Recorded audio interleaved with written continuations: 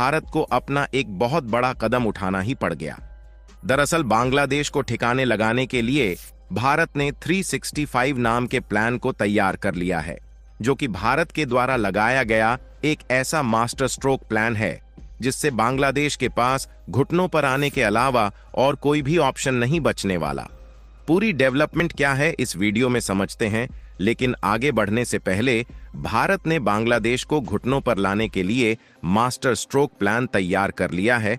उसके लिए वीडियो को लाइक करके चैनल को सब्सक्राइब जरूर कर लीजिए।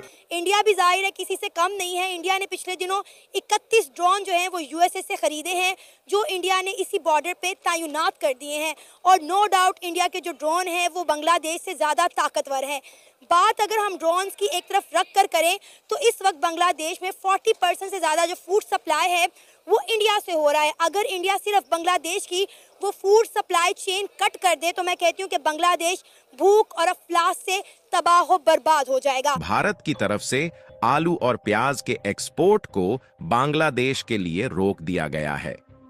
जी हां दोस्तों, भारत की तरफ से बांग्लादेश में एक्सपोर्ट किए जाने वाले आलू प्याज को रोक दिया गया है, जिससे आलू प्याज से भरे सैकड़ों ट्रक इंडिया बांग्लादेश बॉर्डर पर खड़े हुए हैं। पूरा में बोल रहे हैं कि हम बांग्लादेशी नेशनल्स को होस्ट नहीं करेंगे।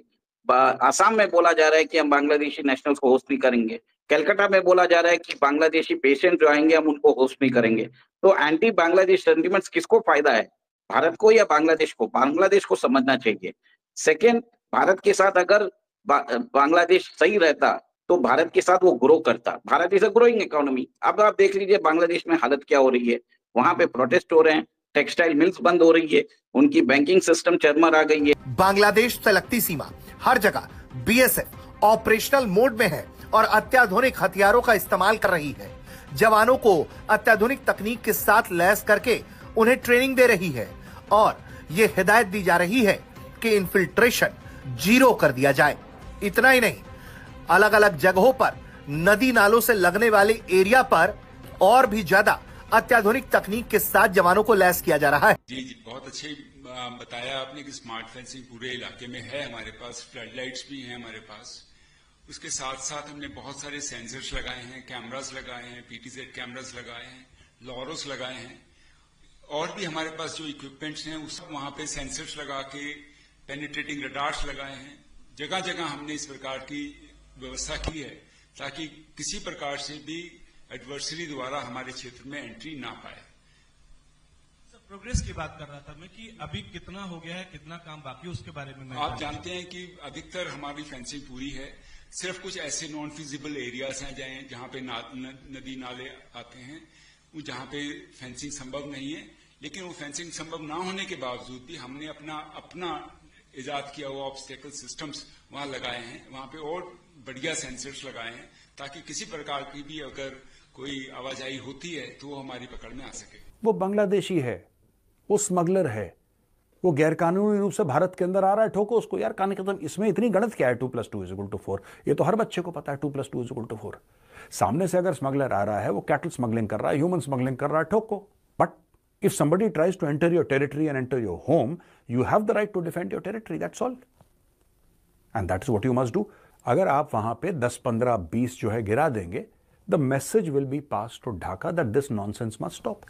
And they will stop. या बांग्लादेश में जो हिंदू कम्युनिटी को टारगेट किया जा रहा है, खवातीन के रेप किए जा रहे हैं, बच्चों के तशद्दुद किए जा रहे हैं, मंदिरों को डिमोलिश किया जा रहा है, क्या इंडिया के बगैर बांग्लादेश सर्वाइव कर सकेगा? देखें, मैं आपको ये एक मिसाल दे दूं, ये वाला जो नुक्ता नजर है ना, ये मैं इस नुक्ता नजर से कहीं पे भी एग्री नहीं करता। अब समय आ गया है बांग्लादेश को पनिश करने का। कुछ नहीं, कॉलर पकड़ के 4-5 थप्पड़, सब ठीक हो जाएगा। मुझे लगता है कि time has come to punish Bangladesh. सिर्फ ऐसा नहीं कि आईपीएल में नहीं हुआ, ट्रेड नहीं, time has come to militarily punish Bangladesh. Military से मेरा मतलब सिर्फ इंडियन आर्मी नहीं है। There are other arms of the state and it can be done आराम से। दे शुड नो बॉर्डर पे कि अगर कोई आएगा तो फिर यहां से 7.62 जाएगा। बांग्लादेश मुल्क जो है वो पॉलिसी उसका गलत है, उसका सियासत जो है वो बिल्कुल गलत है, वो गलत सियासत चला रहा है। अच्छा। क्योंकि अभी ये हमारा मुल्क है, इधर हर तबके का लोग रहता है इधर। ठीक है। हम एक दूसरे से जिद तजाद करके फिर ये मुल्क से क्या बनेगा? एक दूसरे से गुजारा नहीं हो सकता है। बिल्कुल।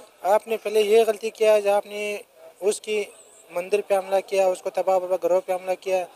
फिर आपने दूसरा ये गलती की है, आप बार बार लड़ाई का सोच रहे हैं। ये अभी बांग्लादेश लग नहीं रहा है। अभी मुझे ये लग रहा है कि it is becoming east Pakistan once again. जिस हिसाब से इकोनॉमिक टाइज इंटीग्रेट हो रहे हैं पाकिस्तान और बांग्लादेश के बीच में, एक तरह से मेरे हिसाब से ईस्ट और वेस्ट पाकिस्तान दोनों साथ में मिलते जा रहे हैं, क्योंकि मोहम्मद यूनुस जो है, he is known to be a CIA stooge in India। कि हमारे पड़ोस में दोनों साइडों के ऊपर जो बॉर्डर लगते हैं वहां पे अल जिहाद के नारे लग रहे हैं। ये बांग्लादेशियों के अंदर एक नीडलेस अग्रेशन, उन्होंने फालतू का जो अग्रेशन ऑफ द वीक होता है ना, आपने देखा होगा 1.5 पसली का आदमी बहुत जोर से जंप मारता है, पहलवान इतनी बकवास नहीं करता। 1.5 पसली का आदमी जो 250 ग्राम का होगा बहुत जोर से ये ऐसा कर दूंगा, ये कर दूंगा। ये बांग्लादेशियों का एक नेशनल कैरेक्टरिस्टिक है और मुझे लगता है कि we must punish Bangladesh. India ने आपको राशन दे रहा था, इंडिया आपको पैसा दे रहा था, इंडिया आपको तिजारत दे रहा था, आप इंडिया के साथ पंगे लेने का सोच रहे हैं, तो ये फिर आपका हालात बहुत बुरे होएगा। जिस तरह आजकल जा रहा है, ये तो आज कुछ भी नहीं है, ये तो 1 साल बाद जो है इन लोगों का फिर और भी बेड़ा गर्क होएगा। सर, इंडिया के साथ ये किस तरह पंगा लेने का सोच सकते हैं? मैं तो ये सोच के हैरान और परेशान हो गई हूँ। दुनिया के बड़े बड़े जो कपड़े ब्रांड्स हैं वह भारत की तरफ अपना झुकाव कर रहे हैं, जिसके कारण बांग्लादेश की सबसे मजबूत कड़ी अब सबसे कमजोर कड़ी बन चुकी है और भारत ने बांग्लादेश की इसी कमजोर कड़ी को पहचान लिया है। इसीलिए प्लान 365 के तहत इसी कड़ी को 1 साल के अंदर धीरे धीरे कमजोर करते करते पूरी तरीके से तोड़ दिया जाएगा।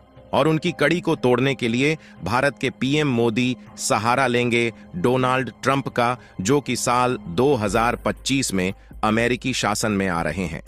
डॉक्टर यूनुस साहब इलेक्शन की बात नहीं करते, उनके परेशानी है, उनको वो अपना, और दूसरा उनका जो मेन, उनकी भी सप्लाई चेन कट चुकी है कि बिल क्लिंटन और जो बाबा बाइडन था, उनका एक पांव जो है इस वक्त व्हाइट हाउस से बाहर है, एक पांव अंदर है।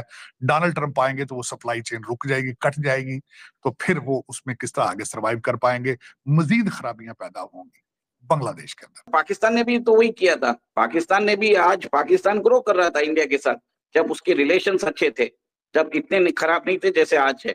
जैसे ही आपने मोस्ट फेवर्ड नेशन स्टेटस हटाया, पाकिस्तान की इकोनॉमी भी प्रॉब्लम में।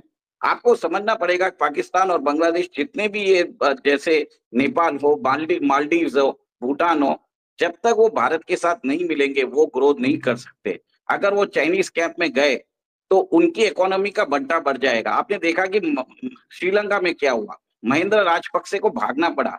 पाकिस्तान में भी आपने देखा कि इमरान खान जो अच्छा टाइम जो फॉलो करने वाले थे कि इकोनॉमिक सॉवरेनिटी, वो रशिया के साथ अपने तेल के संबंध बढ़ा रहे थे, तो उनको भी हटा दिया गया। बांग्लादेश में भी वही हुआ है। तो मेरे हिसाब से बांग्लादेश अभी जाके जिस सिचुएशन में है, जो श्रीलंका में थी, वो बांग्लादेश में अभी होने वाली है।